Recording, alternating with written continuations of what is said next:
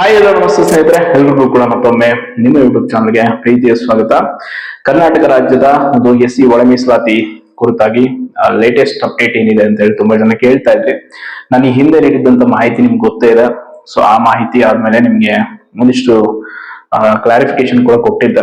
So ಅದಾದ್ಮೇಲೆ ನಮ್ಮ ಕರ್ನಾಟಕ ರಾಜ್ಯದ ಯುವ ವಿದ್ಯಾರ್ಥಿ ಸಮೂಹ ಅಂತೇಳಿ ಟೆಲಿಗ್ರಾಮ್ ಗ್ರೂಪ್ ಅಲ್ಲಿ ಒಂದು ಮಾಹಿತಿ ಇರುವಂತದ್ದು, ಅದರ ಬಗ್ಗೆ ಕೂಡ ನೀವು ಕೇಳಿದ್ರಿ ತುಂಬಾ ಜನ. ಬಿಕಾಸ್ ತುಂಬಾ ಅಥೆಂಟಿಕ್ ಆಗಿ ಅವರು ಇನ್ಫಾರ್ಮೇಶನ್ ಹಾಕ್ತಾರೆ. ಸೊ ಆದ ಕಾರಣ ಅವ್ರಿಗಿರುವಂತಹ ಮಾಹಿತಿ ಏನು ನೀವು ಆಲ್ರೆಡಿ ಇದನ್ನು ನೋಡಿದಿರಾ. ಅಂಡ್ ಅದರ ಜೊತೆ ಇವತ್ತು ನಮ್ಮ ಅಖಿಲ ಕರ್ನಾಟಕ ವಿದ್ಯಾರ್ಥಿ ಸಂಘಟನೆಯ ಶಿಕ್ಷಕರ ಒಂದು ನೇಮಕಾತಿಗೆ ಕುರಿತಂತೆ ಹೋರಾಟ ಮಾಡ್ತಿರುವಂತ ನಮ್ಮ ಸ್ಪರ್ಧಾಕಾಶಿಯ ಲಕ್ಷ್ಮೀಕಾಂತ್ ಸರ್ ಇವತ್ತು ಹಲವಾರು ಜನ ಅಭ್ಯರ್ಥಿಗಳೊಂದಿಗೆ ನೇರವಾಗಿ ನಾಗಮೋಹನ್ ದಾಸ್ ಸರ್ ಅವರ ಕಚೇರಿಗೆ ಭೇಟಿ ಕೊಟ್ಟು ಅಲ್ಲಿಂದಾನೇ ಒಂದು ನೇರ ಪ್ರಸಾರದ ವಿಡಿಯೋ ಹಾಕಿದ್ರು, ತುಂಬಾ ಜನ ನೋಡಿರ್ತೀರ. ಸೊ ಅವ್ರಿಗೆ ಹೇಳಿರುವಂತ ಮಾಹಿತಿ ಏನಪ್ಪಾ ಅಂತಂದ್ರೆ, ಈ ತಿಂಗಳ ಕೊನೆಯಲ್ಲಿ ನಾವು ರಿಪೋರ್ಟ್ ಸಬ್ಮಿಟ್ ಮಾಡ್ತೀವಿ ಅಂತ ಹೇಳಿದಾರಂತೆ. ಬಟ್ ಅದನ್ನ ಮಾಡಿದ್ರೆ ಒಳ್ಳೇದು ಖಂಡಿತವಾಗಿ. ಅಂಡ್ ಅದಾದ್ಮೇಲೆ ನೆಕ್ಸ್ಟ್ ಸರ್ಕಾರದ ವಿಷಯಕ್ಕೆ ಬಿಟ್ಟಿದ್ದು.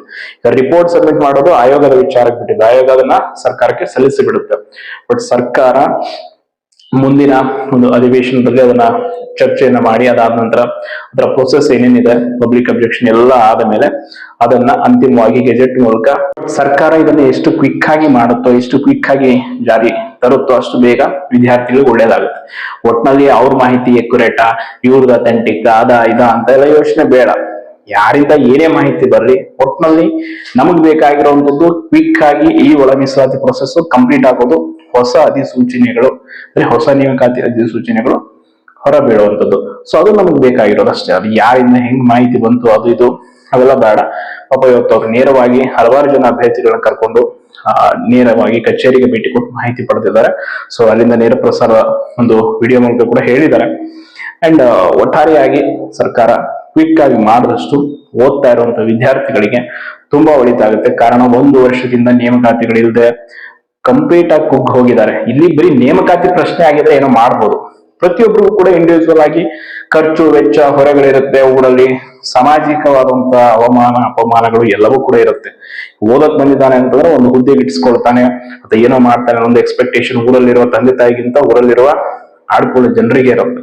ಸೊ ಅವ್ರು ಬಾಯಿ ಮುಗಿಸ್ಬೇಕು ಅಂತಂದ್ರೆ ನಾವು ಇಲ್ಲಿಂದ ಒಂದು ಎಕ್ಸಾಮ್ ನ ಪಾಸ್ ಮಾಡ್ಕೊಂಡು ಒಂದು ಜಾಬ್ ತೆಗೆದುಕೊಂಡು ಊರಿಗೆ ಹೋಗ್ಬೇಕು. ಸೊ ಅದಾಗ್ಬೇಕು ಅಂದ್ರೆ ಸರ್ಕಾರ ಹೊಸದಾಗಿ ಬೇಗ ನೋಟಿಫಿಕೇಶನ್ ಮಾಡ್ಬೇಕು.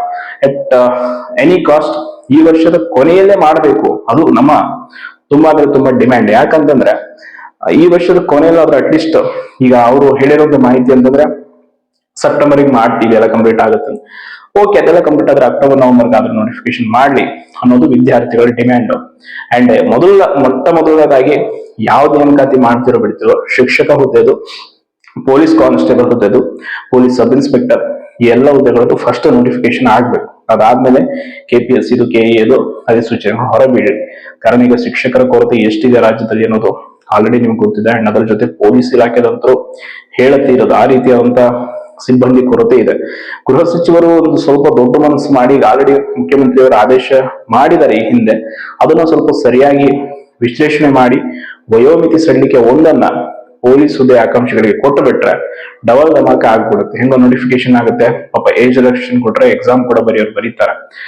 ಒಂದು ಬಾರಿ ಏಜ್ ರಿಲ್ಯಾಕ್ಸೇಷನ್ ಪೊಲೀಸ್ ಕಾನ್ಸ್ಟೇಬಲ್ಗೆ ಮಾಡೋದು ಸಮಂಜಸ ಅಲ್ಲ. ಮಾಡಿದ್ರೆ ಪರ್ಮನೆಂಟ್ ಮಾಡ್ಬೇಕು ಅನ್ನೋದು ನಮ್ಮ ಒಂದು ಅಪೇಕ್ಷೆ. ಕಾರಣ ಬೇರೆ ರಾಜ್ಯಗಳದ್ದು ರಿಪೋರ್ಟ್ ನೋಡಿದ್ರ, ನೀವು ಕೂಡ ನೋಡಿರ್ತೀರ ತುಂಬಾ ಜನ ಎಷ್ಟೆಷ್ಟಿದೆ, ನಮ್ಮ ರಾಜ್ಯದ ಎಷ್ಟಿದೆ ಅಂತ.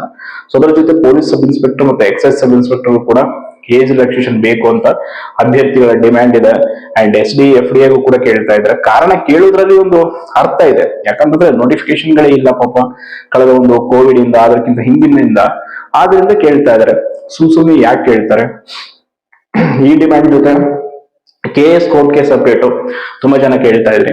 ಸೊ ಅದು ಏನೇನಾಗಿದೆ ಪ್ರೊಸೀಜರು, ನೆಕ್ಸ್ಟ್ ಅಪ್ಕಮಿಂಗ್ ಏನೆಲ್ಲ ವಿಷಯ ಇದೆ ಅನ್ನೋದನ್ನ ಖಂಡಿತವಾಗಿ ತಿಳಿಸ್ತೀನಿ. ಸ್ವಲ್ಪ ಮ್ಯಾಟರ್ ಅಂದ್ರೆ ಕೆಲವೊಂದಿಷ್ಟು ಸೌಜನ್ಯ ಪ್ರಕರಣ ಕುರಿತಾಗಿ ನಾವು ವಿಡಿಯೋ ಮಾಡ್ತಾ ಇದ್ದರಿಂದ ಕೆಲವೊಂದು ಮಾಹಿತಿಗಳನ್ನ ಕೊಡೋಕೆ ಆಗಿರಲಿಲ್ಲ. ದಯವಿಟ್ಟು ಕ್ಷಮೆ ಇರಲಿ, ಯಾರು ಕೂಡ ಬೇಜಾರು ಮಾಡ್ಕೊಳ್ಬೇಡಿ. ಇನ್ನು ಕಂಟಿನ್ಯೂಸ್ ಆಗಿ ಅಪ್ಡೇಟ್ ಕೊಡ್ತಾ ಇರ್ತೀನಿ. ಧನ್ಯವಾದ.